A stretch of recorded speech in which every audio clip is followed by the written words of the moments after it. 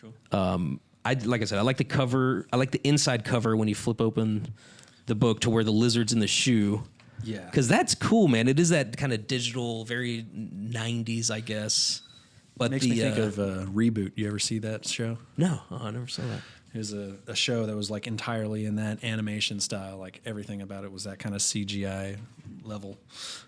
Now the cover is a little less impressive. I mean, they were figuring it out. You know, the first two covers of the first two books don't look like the rest of the series. Yeah, it's really weird how like you would figure they would maybe like use the same people, the same models that they used for each one. And they did after a while, but I remember it looked like, we'll get to episode 5, but I remember Marco, they may have used a female model for him, it looked like, but... Oh, yeah, he was a real pretty kid. So welcome, guys, to the world's only Animorphs podcast, episode 1, The Invasion, covering book 1 here. Of course you can read these online, right? But there's nothing like having the book. I mean, we're pretty sure that the books that you and I have, which are identical, which we're holding in our hands now, we're pretty sure these are the first pressing, right? The first printing ever? Should be, yeah, because I mean, I feel like it's printing June 1996. It's got to be 96, huh? How old were you in 96? 96. I was quick math. Because I was either 8 or 9. 9, yeah, I was 9. Yeah, 9 years. So there you go, man. This is, depending on what time of the year. Of course, I was always excited since my name is Michael, and this is Max right next to me here. I was always excited that it says for Michael in the what do you call that? The dedication, the foreword, which is Catherine Alice Applegate's husband, right? The author's husband. Yeah, Michael. What is it, Grant? I think. Cool. Yeah. I was always like, "Hey, cool, man, my name is there." But this is where it all begins. Probably felt like a personal tale for you at that point. Yeah, a little bit. But this is where it all begins, man. This is where they encounter Elfangor in the construction side of the mall. Yeah. It's cool. One thing I really like is how they just dive right into the book. You know, they just get like right into it. Like, right away they're at their mall and they all just kind of casually meet up. And we find out way later in the series that maybe it wasn't all so casual, but like that's the way it seems. It's all almost like accidental, Right. And it's just straight away they get into the depth of this series when they watch Elfangor slain by Visser 3. And it's like from that moment, there's not going to be any like sugarcoating this series. I mean, it's not like you said on the intro episode. This series wasn't made for kids. It was made for more like young adult, like teens. It really was, yeah. Y7 plus or something. Yeah, if it was a TV, I think that's what the TV show ended up getting rated was Y7. TV Y7. That's hilarious. What were some of your takeaways from like sort of the beginning of the book? Was it exciting for you to go back and start reading? Yeah, I mean, like I said in the intro, my first one that got me hooked into the series was actually book 5 with Marco, which I don't know if it was because it was the first book that I read necessarily, but so you read 5, then you went back originally to 1. Okay. Exactly. And I had to like I used to go to Walden Books back in the day in the mall, the Northeast Mall in Hearst. They had a Walden Books that I would go into, and that's where I would do all my book shopping. And I used to love going over to that section and just like looking at all the various stuff that they had and seeing like how many new books have come out. Like do I get to read something Do you remember else? the schedule they would come out on? Wouldn't it be like every 2 months, or would it be like once a month? Because for a while there, I caught up and I was like getting the books every single month when they would come out. I don't know. I don't remember what the release scheduling was because I feel like a show dropping. Yeah, I feel like I was kind of behind enough at one point that I know I caught up because I was waiting for like the final books.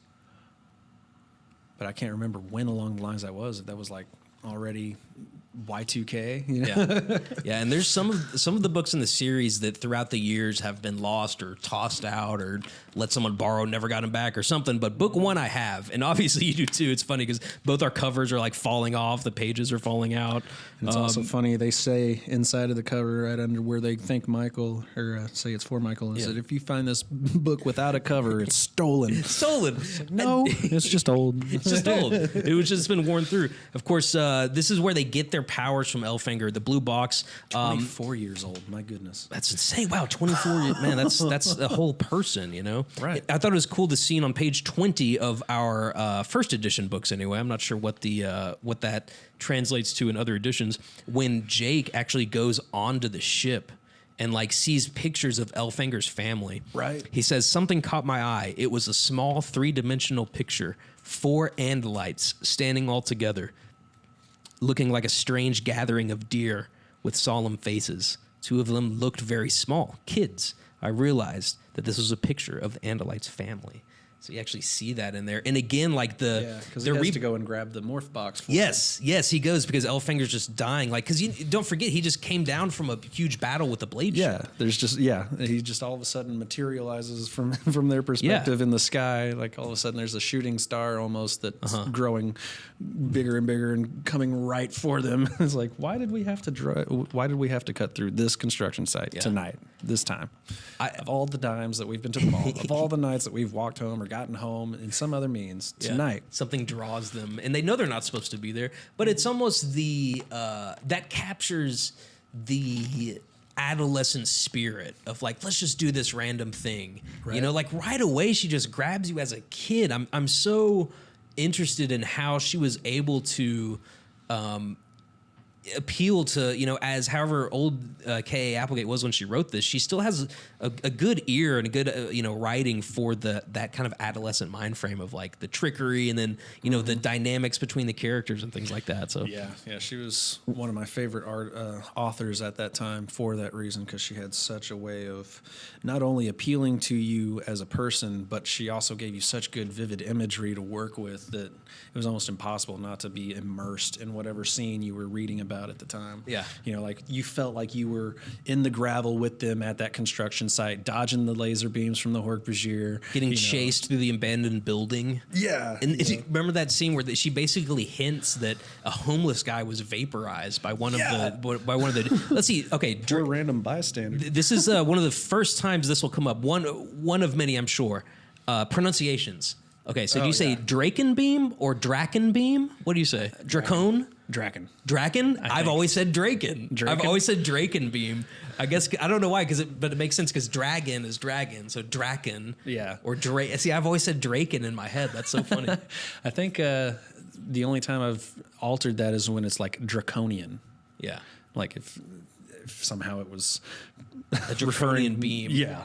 So if you guys hear different pronunciations on here, because like, you know, as when you're reading this stuff, you don't have, especially if before your friends got into, you know, because a lot of my friends got into Animorphs, but none as deep as me. And I'm telling you, I was so obsessed with this series, and so like you're not really hearing other people pronounce these words, right? And so it's like you kind of choose your own way to do it. And I've mentioned this a few times to you off the podcast, and I want to somehow dig up this forum that I used to visit, this Animorphs forum that was through the Scholastic website, where K.A. Applegate would get on once a week or once a month for the Ask K.A.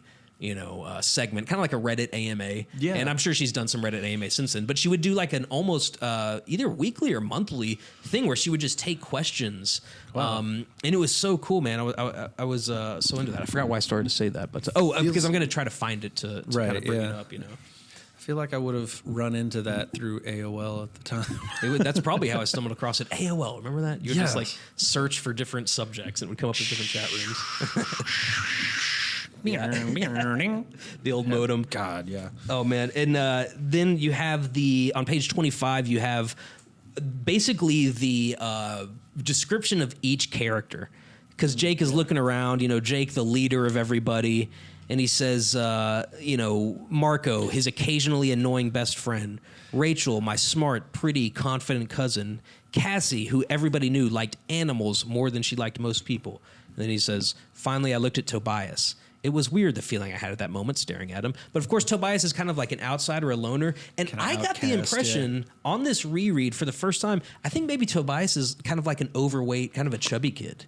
Did you ever get that vibe? I never really got that vibe. Because it's not on the cover. Like the model doesn't look like him. I feel like there was a description of him whenever he's getting bullied in school where they kind of describe him as scrawny. Oh, okay, small and frail. I picked up some line here where like Tobias started to run, but he couldn't run very fast or something. So I thought maybe that, but yeah, you're right. I do remember them saying that he was kind of a the bullies were able story, to pick him up and flip him over and give him a swirly. Oh man. And he's got like the story where I think his parent, well, you know, for the purpose now, we'll say his parents died, and and you know, so he's living with his aunt and uncle. They're each on different coasts, you know, or different parts of the country, and so he's just kind of being shipped back and forth to the point where like they don't even know. After a while, you know, at the end of this book, when Tobias, sadly or happily for him, maybe, it's kind of he gets stuck in the red-tailed hawk sword. I feel like, I feel like that's what he wanted. You know, I feel like that's what Tobias wanted. It was a subconscious thing for him that he needed the escape, and even though technically he was trying to escape from the Yeerk pool at the time, yeah, he needed a way to just like stay away from the life that he was having to live at that point in time, because it was just such a tragic life that he had, you know, like you said, his parents weren't there. He was having to bounce back and forth between horrible aunts and uncles that like didn't care about him at all, were barely paid enough attention to know that he wasn't at either of their houses. Yeah. Because they didn't like each other. They didn't even like each other, the aunt and uncle. And he, you know, he's going to school and getting bullied and stuff. I always like wondered that. if they were related or if it was because they were from the opposite ends of the family. Yeah. Well, it's like somebody had to take care of him after his parents, you know, went away. Knowing what I know about the future, maybe it was that they were actually related. Yeah, that could make sense. But yeah, and if you notice throughout the book, Tobias is kind of, once he finds that red-tailed hawk morph, it's like he's found freedom, and he tempts fate kind of the whole time. Like he shows up whenever they all gather. You know, we're kind of jumping ahead towards the end of the book, but the what do you call it? The climax of this book is when they find the Yeerk pool, this huge, gigantic, like. You know, they say you can fit a football field in there plus a couple of malls. That's the way it's described. Like, and he's already in Morph before they start that mission, their first mission of going down to the Yeerk pool. Yeah. But before that, let's go back a little bit earlier, because the first Morph of all of them, I believe, was Tobias morphing into his cat. Yeah. Buster, was that his name? Or I think so. That Jake's dog? Oh, God, we should know. We should know. We're the experts here. I do have a reference here in front of me. Let's check it out. Let's see here. Morphs in this book. I'll just go ahead and go through all the morphs that were in this book. Jake morphed into a golden retriever. The lizard. Dude. Okay, yeah, that was the book. And a Siberian tiger. Rachel morphed into an African elephant. Tobias into Dude the cat and a red-tailed hawk. Cassie morphed into the horse. Marco acquired the silverback gorilla. And then, of course, Visser 3 morphed into some crazy things. You know, I like all his like crazy alien morphs. Yeah. But yeah, whenever that's another thing I'm really excited for with the graphic novel and the live action series or the movie is to see how they visualize that first morph that he comes out with, the just ginormous monster that engulfs Elfangor. On that graphic novel that's coming out, as we take a short detour from the plot, I'm going to look up here and see if they're actually using. Maybe they're using the actual text, like K. Applegate's actual text, and just using, you know, and then like putting different pictures to it. It's not clear from this paragraph, which I'm reading, that says Scholastic, through its Scholastic Graphics division, is planning to launch a graphic novel of Animorphs that will launch October 6th. The first adaptation of the first novel, titled The Invasion, features art from Eisner Award nominee Chris Gine. Okay, so yeah, it looks like they're going to take the actual, you know, book and just kind of reimagine the portraits. Oh, that's going to be so exciting, dude. Did you just picture all this stuff? Like, I can see the construction site in my head. Yeah. I can see Elfangor coming off the ship, you know. I can see, like, Visser 3 morphing into this crazy thing and striking down the Andalite, like, or eating him, actually. Eat him. And the Taxons were picking the flesh off. I will say that the first time that I saw the Hork-Bajir drawing for the Hork-Bajir Chronicles, it was a little bit off of what I expected. I didn't expect them to be quite as lanky. I expected bulkier. Because of the way they described them. They were always these huge muscular things. So I guess I kind of always imagined more like the Bulldog on Tom and Jerry type of stout That's how she. Yeah, creatures. that's kind of how she describes them. And just the term arm blades, you know, Right, like, yeah. is really cool. There's some other stuff we should touch on Makes me here. think of like Batman, you know. There is the. Let's see here. Where did I write that down? There is the mistake that was made. We're gonna get this together, guys. We're just starting I here. wondered Yeah, if there we go. Tobias had heard my thought. I concentrated. Tobias, can you hear me? Yeah, he said, I can hear you. Read the other part. Did you hear my thoughts before that? I asked. No, I don't think it works that way. You have to think at me for me to hear. Hey, watch this. And he leapt in the air. So what happened there is that Jake, in human form, not in morph form, on page 56, communicated with Tobias when Tobias was in a morph in cat form, when he morphed into dude. And that doesn't happen for the rest of the series because it's established that thought speak can only be used between two people who are morphed, or sorry, from someone who is morphed. You can't thought speak when you're a human. And that's also a crazy thing because I think it also comes somehow from the Andalite technology because that's how the Andalites communicate, Right. is through thought speech. They don't have the mouths to communicate orally like most creatures would. So, or at least the creatures that are available to us in this series. Although, now that I think about that, Yeerks didn't really have mouths. Taxons had mouths, but they didn't use them to communicate. And Yeah. Hork-Bajir did kind of communicate, but it was more animalistic. They had like kind of a Hisses and hissing, grunts yeah. and growls and stuff. So I guess, yeah, they had to kind of bring thought speech to the forefront. And I always thought that it was something that, like, because of the way they describe it, it seems like it was obviously intended to be capable at that point, specifically because he was in morph. Yeah. And somehow he could direct those thoughts at him. But the fact that they didn't use it later on, I think we Yeah. read earlier that it was, she just made a decision after the fact to drop that as a possibility, so to speak. Yeah, this was the explanation.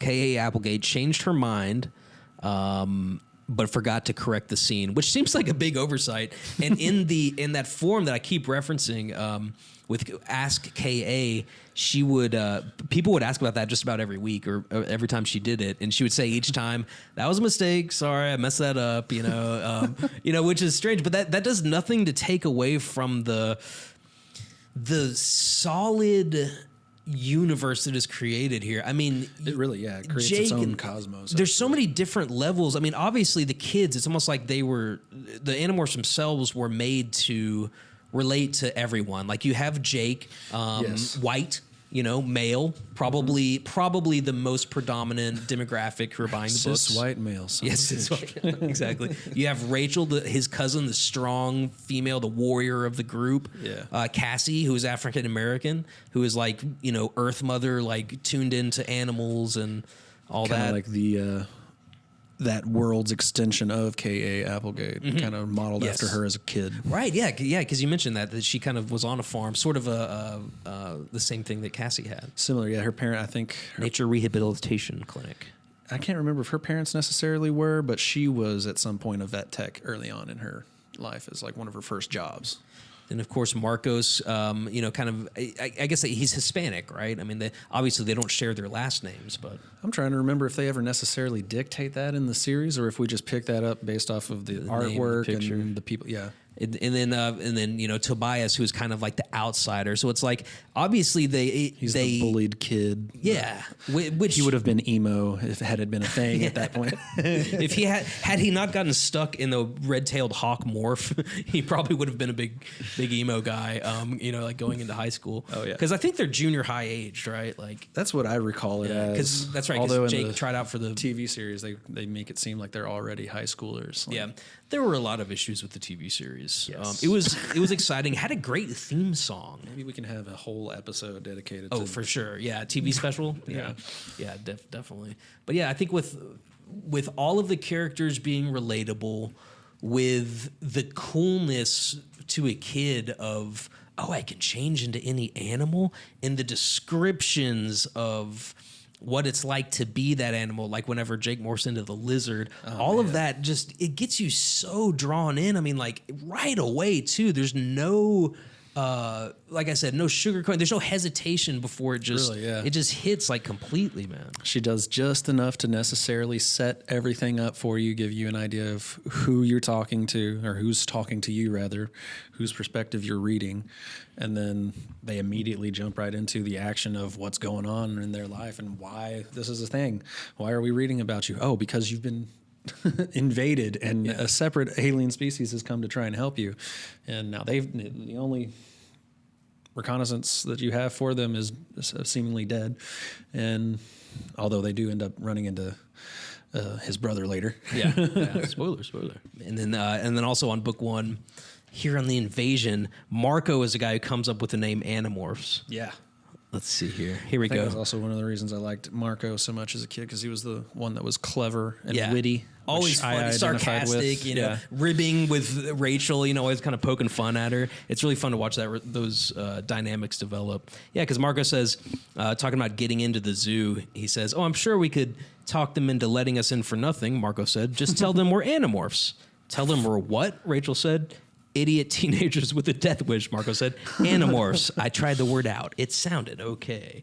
That's pretty cool, man. I kind of got like goosebumps whenever I read that. I'm like, oh shit, it's all starting. Dude, just how is she able to introduce all these different characters, all these different things? And it's like, it doesn't seem laborious. It doesn't seem like, if you're reading Lord of the Rings or something, there's like so many different species and trolls and names, and with this it's a little easier to digest. I think it's because of the pace at which she introduces it, because like she'll do some fast-paced stuff when it's necessary to like create the tension in the scene, like with the construction site. Yeah. Where it's like just all of a sudden now this thing is crash landed and they've got almost no explanation to go off of other than go in my spaceship and grab this magical blue cube and bring it to me, Yeah. And then all of a sudden now they've got to touch this cube, absorb these powers, and they get all tingly. And then now they don't know what the hell's going on. There's another spaceship coming in, several bug fighters and the blade ship. And this whole other, what looks like the exact same kind of creature is now walking off of the enemy ship, quote unquote. But he's evil. Right. And he's going to like kill everybody. So they got to escape. And you're also like, Visser 3, who's Visser 1? Like, actually, I remember, I didn't even think of the numbers, because I remember then, because of course they talk about Visser 1, Visser 2 later on in the series, but Visser 3, I was like, I never thought about that being a ranking. I was always like, oh, that's just like kind of, what his name is. His name's Visser 3 That's or something. the impression I got, because that's a lot of how their name structure is anyway, is like they're Escarat 259 or something like that, so. It's also cool how she kind of leaves you wondering, like, what are these Andalites? Putting the picture in your head of like this sort of centaur-looking creature with a deadly tail, but then also Elfinger's able to communicate to Tobias more information than he was able to tell the kids. Yeah. So they didn't find out what a was lot. Some kind. Well, we find out later. There may have been some kind of mind connection there, but and so that's basically, he kind of gives them a quick rundown, and the rest they just have to learn on instinct. It's like, how do we morph? Well, you just like concentrate on the animal. It's like, and man, do they stumble through all that. Yeah. Like the very first mission they go on to, immediately Cassie's captured. They're like most powerful morpher as far as they can tell. Right. She's got the most control that any of them seem to be able to hold over. Did they ever explain how she got captured by the police officer? Because it was a cop. Yeah. It was a cop who noticed her at the sharing. Yeah, they're at the sharing with Tom, who they've already kind of determined was a controller at that point. Man, Jake got pissed wnever Marco. Dude, he was ready to beat his ass. They said that Marco. She says that Marco wrapped Jake in his own bed sheet and held him there. Yeah, like held his arms down to stifle him. Yeah. He's your best friend. Let him. Right. I like their dynamic too. But yeah, I guess that same. Which it's ironic that he's like not necessarily giving Jake shit, but like doesn't realize that he's quite in the same boat, so to speak, as we'll find out later on. Well, Marco always. Well, first of all, that cop, the policeman, did come out to Cassie's farm, and I guess he went out there again the night of the Yeerk pool invasion. And then dragged her off and arrested her or took her to the Yeerk pool. So that's what I never understood was that supposed to somehow be the same? Because I feel like she was just like dragged off by a variety of the personnel at the sharing, wasn't she? Well, that was at the sharing, but then this one cop spotted her and questioned her. And then, and then that same cop came out to question all of the Animorphs when they were at Cassie's farm, but Cassie was in horse morph. But I think she morphed back, like, cover her. Yeah. But then they say later that it's that same cop who is escorting Cassie down the school hallway to the Yeerk pool in the janitor's closet. And it's that same cop who's like forcing her underwater to get infested by the Yeerk. But then they don't say anything about what happens to that cop. I would assume he died, because if not, then he obviously knows that something's going on with this Cassie person, So I assume that cop died down in the Yeerk pool when Visitor 3 was attacking in the 8-headed form that he was in that throws fireballs. That terrifying morph that Visitor 3 had. It's crazy to think that even back then they're kind of describing the unrelenting powers of the police, how they just kind of show up at their house unannounced under the pretense that, we're looking for some kids that might have been shooting off fireworks in the construction site. You kids heard anything? There's even rumors about UFOs. It makes it seem like, because the description of her house makes it seem like she's pulled away a little bit from the city. She's not like off of a main thoroughfare. Definitely seems out in the country. Yeah. Whereas the way they approach, it's as if it's part of their route, and they just happen to like see some kids out there, like, oh, let's go and ask them. Just making the rounds. How did they know to go there? There must have been some. And of course, the Visser 3 he thinks they're Andalites when they're down in the Yeerk pool, and that goes on for a long time. It's like, and they just kind of let them think that, which is the best for everybody. Visser 3 is always there, at the wrong times, the wrong places for those guys. And then also that cop ends up knowing Tom, Jake's brother, so that's kind of like another foreshadowing of they've got to go to that sharing meeting, because they've got to figure out more. And another thing that I noticed kind of throughout the series from what I remember, but starting in this book, is K.A. Applegate's ability to describe the fear that they feel, because she talks a lot about like courage, and Jake is like, he admits in his head to the reader that whenever we started to go down to the Yeerk pool, I was shaking. My mouth was dry. My heart was beating, But it's like everyone was looking at me to be the leader, and it's like, whoa, Jake always has so much de facto pressure. Leader, just out of nowhere. Yeah, and I love how in getting a little ahead of ourselves, in other books, when the way the series is constructed, obviously there's a different narrator for each book of the 5 kids, later 6, and whenever like Jake is in the scene of another book, you always know that he's got so much on his mind, know. It's like, because not only is his brother a controller, it's like, he feels responsible from book 1 for the lives of all the rest of the Animorphs. It's just all on his shoulders. I think for that reason, it's a good idea to go back and reread the series, just because now you've kind of got a better perspective of how each of the characters, because you've had a chance now to kind of like get familiar with them and know kind of the general direction they're each headed. So you can pick up on other subtleties that you didn't recognize the first time around in the earlier stuff, like the little thought speak error. Well, not just that, the like thought projection from Elfangor to Tobias. Yeah. Where it's like, why of all of them would he do that to Tobias? Yes.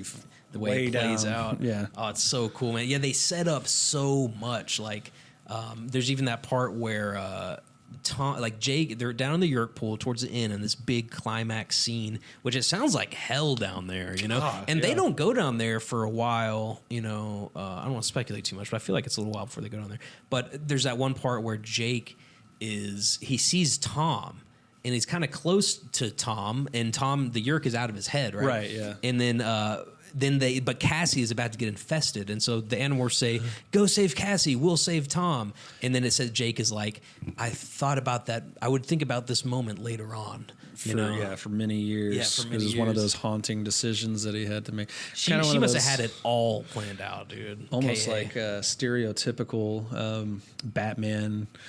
Okay, the villain's got your 2 different people that you need to save. Here's Gordon over here. Here's Batgirl over here, kind of thing. Save. Decide which one's going to hit the ground or goodbye. Yeah, that's exactly what it is. She knows just what to do to really ratchet up the the tension. And I feel like with these first anxiety, 5 almost. books, I know that for the first few books, K.A. was the sole author. We're going to get into, with each book who perhaps the ghostwriters were, because at some point there did seem to be a kind of a formula. And I remember hearing that K.A. comes up with the storyline, and then later on, ghostwriters kind of help her fill out the, Flesh out the details, yeah. Yeah, but dude, That's a lot of material to have to just all on your own create. My goodness. oh man, dude, 54 books, Yeah. Let's see here. Hey, so we teased on the intro episode that we may have some questions that Max has. We'll call this segment Max Wonders. I wonder. Yeah, there you go. That's perfect.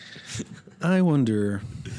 That's the opening theme Are song for this. they sexless? The Yeerks. Are Yeerks sexless? Are the Yeerks sexless? Gathering from this book, it'd be hard to say. Gathering from my entire knowledge of the canon, well, they have to produce somehow. Do they hint at them being, what do you call it when you don't have sex but you're Asexual? Do they hint at them being asexual? I feel like it's something along those lines. I feel like there's a description later on that we'll get to, and I don't remember if it's in the main series or if it's in one of the sidebars, like the Elemis Chronicles or the Andalite Chronicles, where they get more into depth of kind of more of the background of each of those alien races. I think they actually go to the planet at one point. Yeah. Like they have the actual star instead of The Kendrona ray. right. Yeah, which that's how I pronounce it, Kendrona. Nice. There you go. Kendrona. All right. We got the same pronunciation there. That's good. Although I will say I didn't soften that J in Hork-Bajir for the longest time. It's Hork-Bajir, right? What would Yeah. you say? Hork-Badger. I would say pork, but what did I say? It's so funny because I was reading it today and I actually said it the way I used to say it. I would say Or like Bajir. Hork-Bajir, but it's Hork-Bajir, right? Yeah, Hork-Bajir. I think they softened that. Yeah. So we know that the Hork-Bajir, there's somewhat male, and there's 2 different sexes. Same for Andalites, because we referenced that Jake saw that picture on the ship of the family. Yeerks. That was another wondering that I had. Yeerks. Are the Andalites and Dongalites just hanging out the whole time, or is it more of an internal genitalia? yeah, is it more like a dolphin type of thing? Wait a second. I think we find out. I'm not going to say it right now, but I think we find out the answer to that. It's funny. They go out to the gardens, as they call it. That was one of the things that I always wondered is she modeling these places after like real life places that she's been and just like changing the name, or is she hybridizing various places that she's been to? Because like the gardens is this combination zoo, amusement park, and all this other jazz. Yeah. And it's like, it's borderline SeaWorld, but for land mammals. It's like Fiesta, Texas mixed with, it's like Six Flags mixed with SeaWorld mixed with, the zoo, San Francisco Zoo. Yeah. And it's pretty convenient, that Cassie has access to all these animals, not just at the nature rehabilitation clinic, but also at the gardens where she, because Right. remember they get recognized and he's like, oh, you're the doctor's, you're the vet's daughter, right? She's like, oh yeah, sorry, I'm just. I think they point her in the right direction too. Here's here we go. Random trivia for you, Max. What is the name of the gorilla that Harambe. Marco? Not Harambe. That Marco acquires at the gardens. That I do not remember. Listener, do you know? Let's think for a second. Do. Big Jim. Big Jim. Big Jim. I is a remember that gorilla. now. Big Jim. I don't know if any of the others. I'm going to think about that for the rest Which of I the always series. wondered, was that a play off of Big Joe? Big Joe, yeah, right. Mighty Joe Young. Mighty Joe Young. And that's the other. You brought up another question. I guess I'll kind of blow up one of your spots as far as Max Wonders. But you'd mentioned like, I wonder. yeah, about Max Wonders. Do you think about say that one you said about like the age of the animal? Yeah, I've always wondered too. That's what I was kind of gearing towards with the gardens, was when they go in to acquire these animals, how much of their current state is factored into how they end up being morphed. So like you were talking about, was it an overweight zoo cat, or was it, fresh from the jungle type of thing? Yeah. Was it one that was like raised in captivity its whole life, so some amount of its wild nature should be tamed, and does that factor into their morph? Which it seems like it doesn't to some degree. Like the only thing that really gets matched might be the actual physical like the way they are observed. Yeah. Outside of that, it feels like they've got just the most basic version of that particular animal. Like every tiger is going to virtually feel this way to some degree. Every male tiger. And they have, so they acquire the DNA and then they morph into that. So my guess is that. And then, like, what happens if they, say, do that to a puppy? Or do they morph into the puppy, or do they morph into the grown? Is age related to your DNA? I feel like that without any, they get better at morphing as they go. They learn different little tricks and become a little faster and things. I feel like after they learn some skills at it, they can probably morph into maybe a little younger, more slick version of that animal. But I think at first in these first books, they go into the exact animal, the lazy zoo cat, but they have that human brain to attack a little harder and maybe go a little faster than the actual tiger itself could go. And that's what's crazy is they talk about where they sometimes have to transition back and forth between being cat brain or hawk brain or whatever versus their own human mind, especially for Tobias when he's trying to fight like the raw natural animal instincts of the hawk to like go eat some roadkill. Yeah. and Jake actually eats a spider in his lizard morph. Yeah. I always thought that was a fun morph. That was like the dog, dude, in the dog morph too, man. Whenever they go to the sharing meeting and Jake morphs into a dog, and then he sees that his brother Tom is a controller, and he talks about how he smell it. Yeah, he can smell it. I mean, he can. Yeah, it's so cool. But then the fact that he gets depressed as a human in this form because his brother's a controller, and then he talks about how he lets the dog brain take over as if it's almost like an instant antidepressant. Right, yeah. Just like the happiness and carefreeness of a dog. He's like, I lost myself in the dog mind for a while. It's like, man, I wish I had a little dog brain DNA up in my head. Just kind of drift into every once in a while. Switch off and just be like, how cool would that be, man? Makes me think of my pups. Like, what are they thinking all day? Like, yeah. Okay, Dad. Time for food. Yeah. Food, cuddles, sleep, food. You moved your foot. Does that mean we're going outside? So out of all these more, would you rather, because they talk a lot about dogs and they talk a lot about birds. In this book, from Tobias's standpoint, would you rather morph? If you had the ability to morph into either just a dog or just a bird, which one would it be for you? I think I would probably have to go with the bird because I've been able to run and I feel like I've had a relatively good sense of smell most of my life anyway. Nice. So I wouldn't mind having the even more acute vision than my LASIK has given me now, which that was cool. A couple years ago, I got to get LASIK and get rid of my glasses and contacts. Dude, and now I got to get on that. That's awesome. It's definitely worth it, in my opinion.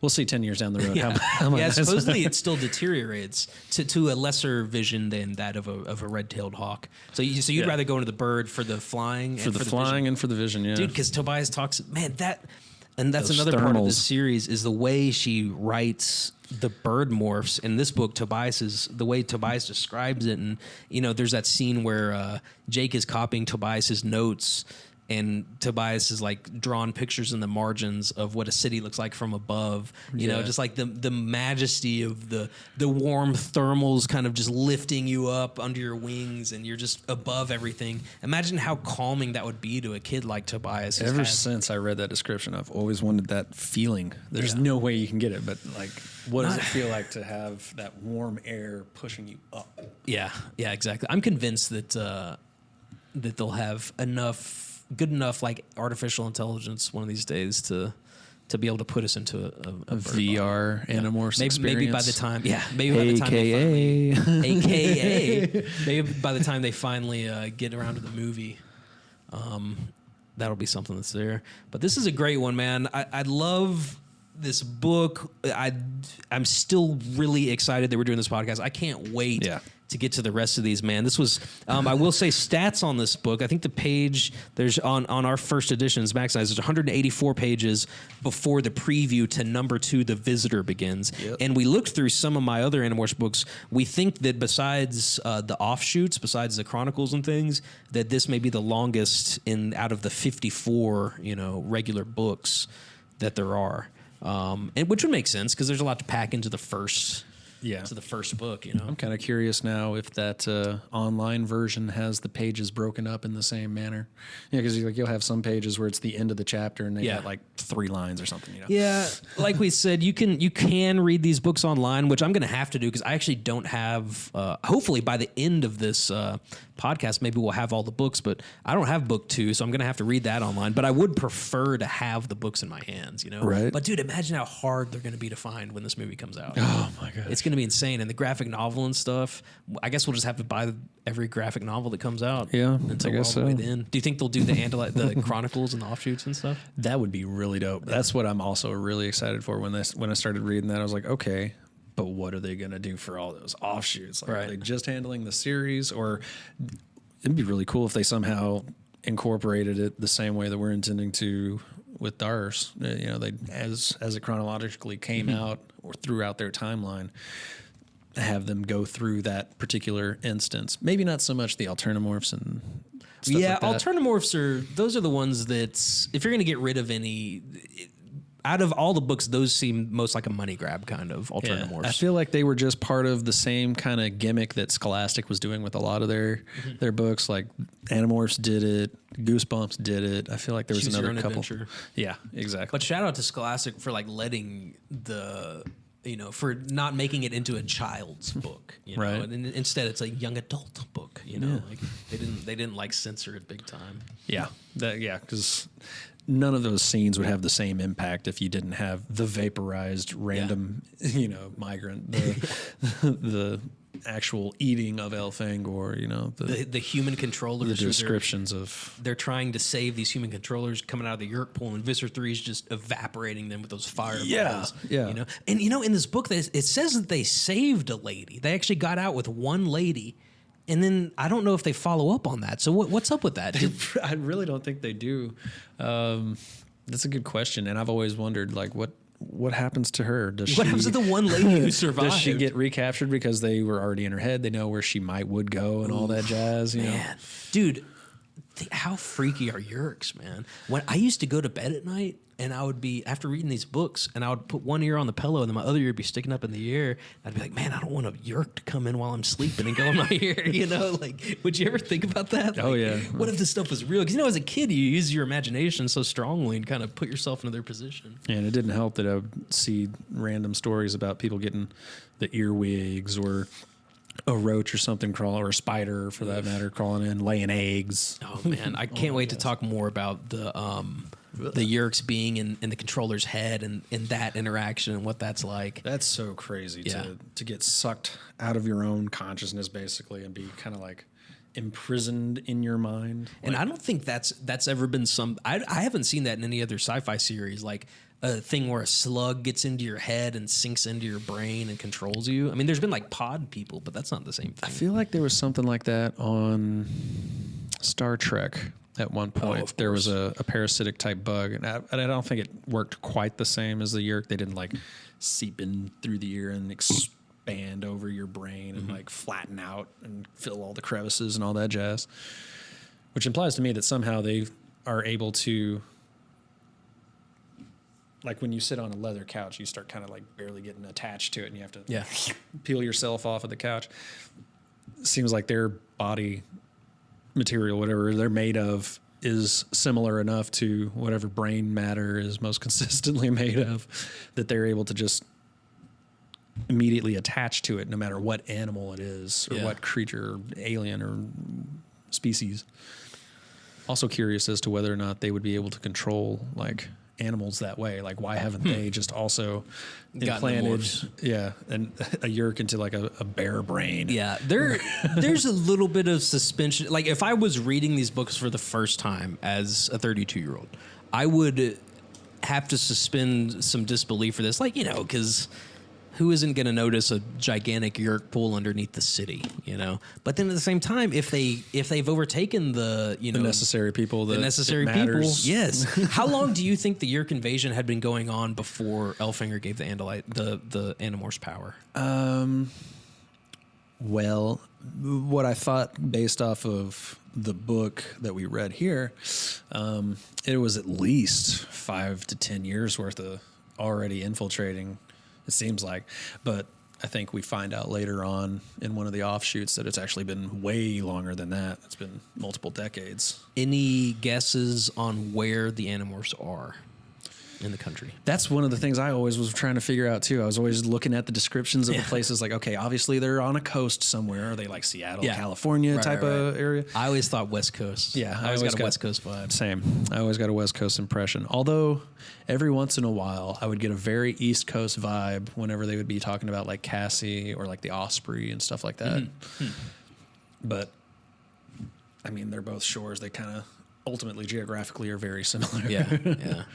Well, I'm mostly impressed by the forethought of the story that K. Applegate already had in mind while writing this. All the little setups that they have for the future.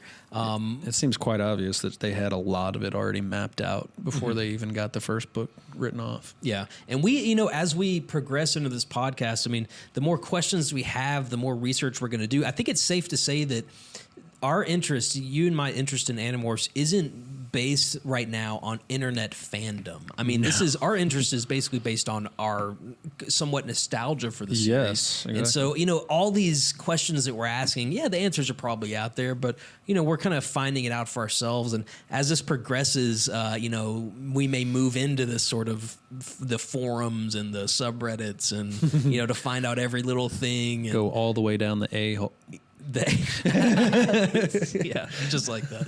But I think the primary source, I believe, is the most important thing about this, the books themselves. And that's what we're going to go through on here. As we start to conclude things here, what's your favorite part of this book, Max? I think my favorite part of this book is the fight scene down in the Yeerk pool. Yeah. Because of how intense it gets.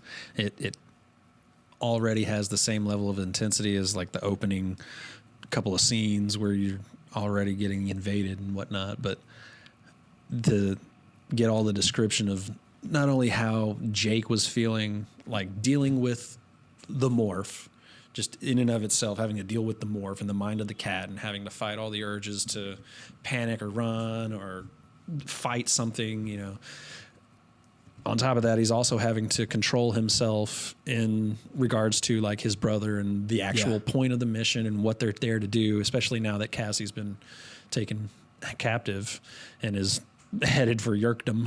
Right. Like that scene. And then it ends up being the setup point for pretty much a lot of the rest of their adventures, because they discover a lot about how they operate with the Yeerk pools and chondronal rays and how often they need to go back and all that stuff. But they also kind of get a glimpse at the way the people are dealt with when they're not being controlled, and get ideas from that on how to possibly get them free later on. And the fact that some of them are voluntary, some of the control are voluntary. That's what's also insane to me. Not as unbelievable as I once thought it was. As I've grown up, I'm like, I could definitely see some people just, crawl into my head, man, whatever. Be like the opposite side of the coin for what Tobias was wanting to do. He had his own now version of the escape. Who knows if a Yeerk had gotten to him first, maybe he would have been like, you know what? F this life. Right. Please take control and make it better. It's a good thing that wasn't the case. I would say my favorite part is also the whole Yeerk pool climax scene at the end. It's just so epic. And like you said, they gained so much knowledge from going down there. And, the fact that they were just brave enough to not even, Marco hesitates a little bit because of his dad, because if Marco goes, then it's just his dad. And so, but, the fact that they got the courage and they went down there and they had this like brutal face off. And really it's just the description the picture that I still have in my head of this huge Yeerk pool. It makes you think that like wherever the Yeerk invasion is on Earth, it's kind of centered right there. Like that's probably either the only Yeerk pool or the biggest Yeerk pool that there probably is. That was another question I had was, okay, let's presume that they're probably in America because that's where she's writing from theoretically. Yeah. Are there similar Yeerk pools in like London, in Beijing, in Hong Kong? Like we're through all out the world. are they also already invaded? I get the impression that it's just this town, or there's maybe like small ones otherwise, you know. But if they had already invaded other major cities, then they probably would have won. I think the Animorphs come along just right at the tipping point where either the Yeerks are going to win or they're going to meet some resistance, you know, because the Andalites were just heading to Earth at the beginning of this book when the Blade ship attacked, and so I feel like they're right at the point now where it could spread worldwide, but they're just came along at the right time to keep a bottle cap on it. Yeah. I can feel that impression because now that you say that, I do remember feeling like it seems like it's still relatively localized. Mm-hmm. But I feel like they also do mention that there's probably some smaller pools, like you said, off in other remoter locations. Other areas. Especially since, well, we won't get that far ahead. Before we get too ahead of ourselves, dude, episode one of the world's only Animorphs podcast, based on book 1 of the Animorphs series, The Invasion. Thank you guys so much for checking this out. This is awesome. We're gonna get book 2 under our belts and then come back and talk to you guys about that. Quick side note. Yes. Also, the other reason I was talking about the Yeerk pool scene, it sets up Tobias for the rest of the series, because he gets trapped in his hawk morph. That's right. And I would say it's debatable as to whether or not he did it intentionally or not. I feel like there was probably an opportunity for him to at least demorph and remorph. I think it was intentional. Yeah, I think it was intentional. I really do. I think he just loved the hawk so much, and he felt more in place there than before. And this reading comes from the last page of the book that is related to that part, where Tobias comes and flies into Jake's room after they get home from the Yeerk pool and tells Jake, he says, "I guess this is me from now on," Tobias said. "I knew there were tears rolling down my cheeks, but I didn't care anymore. It's okay, Jake. Like you said, we're alive." I went to the window and looked up at the stars. Somewhere up there, around one of those cold twinkling stars, was the Andalite homeworld. Somewhere up there was hope. "They'll come," Tobias said. "The Andalites will come. And until then," I nodded and wiped away my tears. "Yeah," I said. "Until then, we fight."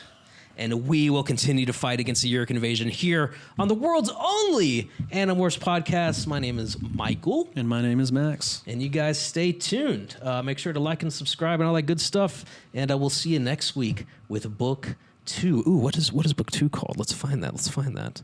Gotta have that so we can tease it here. Do you remember? Is it The Return? That's not it, is it? Let's see here. It's right here. Books. The Visitor. The Visitor. Book 2, The Visitor. Coming next week. All right, guys. Such aficionados. Everybody enjoy. Remember, you can read these books online. Read them along with us, and we'll be talking about book 2 next time. We love you guys. Peace. Peace.